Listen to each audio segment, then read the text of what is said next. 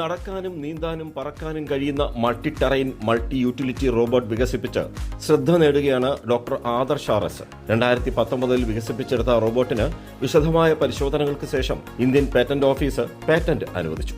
യുദ്ധമുഖങ്ങളിൽ നിരീക്ഷണത്തിനും ചെറിയ ആയുധങ്ങൾ വഹിക്കാനും പ്രയോഗിക്കാനും കഴിയുന്ന ഈ റോബോട്ടിന് പ്രകൃതി ദുരന്ത മേഖലകളിൽ മനുഷ്യന് എത്തിച്ചേരാനാകാത്ത ഇടങ്ങളിൽ തെരച്ചിലും രക്ഷാപ്രവർത്തനവും നടത്താനുമാണ്. ജലോപരിതലത്തിലൂടെ ശക്തമായ ഒഴുക്കില്ലാത്ത ജലാശയങ്ങളിലൂടെയും സഞ്ചരിക്കാൻ കഴിയുന്നതിനാൽ സമുദ്ര ഗവേഷണത്തിനും ഈ സാങ്കേതികവിദ്യ പ്രയോജനപ്പെടും. നമുക്കിപ്പം ഒരു ഡിസാസ്റ്റർ നടക്കുന്ന സ്ഥലങ്ങളിൽ, യുദ്ധം നടക്കുന്ന സ്ഥലങ്ങളിൽ അങ്ങനെ പല ഇപ്പം ബോർഡർ ഫോഴ്സ്, ബോർഡർ സെക്യൂരിറ്റി ഫോഴ്സിന് അങ്ങനെ പല ഇപ്പോൾ പോലീസിന് വേണമെന്നുണ്ടെങ്കിലും ഉപയോഗിക്കാം. അപ്പോൾ ഇങ്ങനെയുള്ള പല സാഹചര്യങ്ങളിന് നമുക്ക് അഡാപ്റ്റ് ചെയ്ത് ഉപയോഗിക്കാൻ പറ്റും. കാരണം സാധാരണ ഒരു റോബോട്ടുകൾക്ക് ഇപ്പം കരയിൽ കൂടെ പോകണതിന് കരയിൽ കൂടെ പോകാനും വെള്ളത്തിൽ കൂടെ പോകണതിന് വെള്ളത്തിൽ കൂടെ എയറിൽ കൂടെ പോകണതിന് അങ്ങനെ പോകാനും പറ്റും. അപ്പോൾ ഇതെല്ലാം കൂടെ ഒരുമിച്ച് വരിക എന്ന് പറഞ്ഞാൽ അത് എഞ്ചിനീയറിംഗിൽ ഭയങ്കര കോംപ്ലക്സ് ആയിട്ടാണ്. നിലവിലെ മോഡലിന് 2 കിലോഗ്രാം വരെ ഭാരം വഹിക്കാൻ കഴിയും. കൂടുതൽ ഭാരമുള്ള ആയുധങ്ങൾ വഹിക്കാനും അതിർത്തി പട്രോളിങ്ങിനും പ്രതിരോധ ആവശ്യങ്ങൾക്കും അനുയോജ്യമായ പുതിയ പതിപ്പ് വികസിപ്പിക്കുന്ന ഗവേഷണത്തിലാണ് ആദർശം.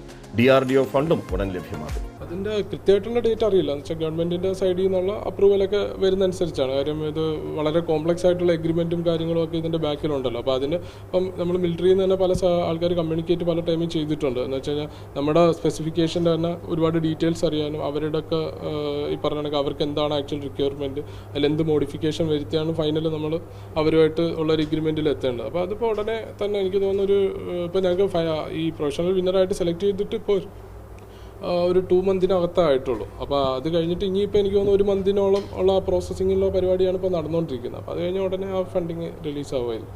ടോബേഴ്സ് ഓട്ടോമാറ്റ പ്രൈവറ്റ് ലിമിറ്റഡിന്റെ സ്ഥാപകനും ചീഫ് ടെക്നോളജി ഓഫീസറുമായ ആദർശ് 2017 മുതൽ റോബോട്ടിക്സ് ഗവേഷണ രംഗത്ത് സജീവം.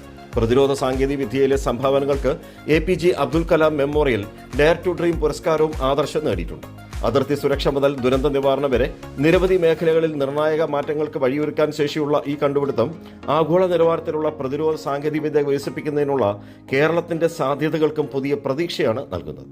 കരയിലും വെള്ളത്തിലും ജീവിക്കുന്ന ജീവി ഏത് എന്ന് പലപ്പോഴും പല ചോദ്യങ്ങൾ ഉയർന്നിട്ടുണ്ട്. ഇപ്പോൾ ഇതല്ല, കരയിലും വെള്ളത്തിലും വായുവിലും സഞ്ചരിക്കുന്ന ജീവിയല്ല, റോബോട്ടിക്കിനെ വികസിപ്പിച്ചിരിക്കുകയാണ് നമ്മുടെ പ്രിയപ്പെട്ട ആദർശ്. ക്യാമറമാൻ രാഹുൽ ചന്ദ്രനൊപ്പം രാജ്കുമാർ.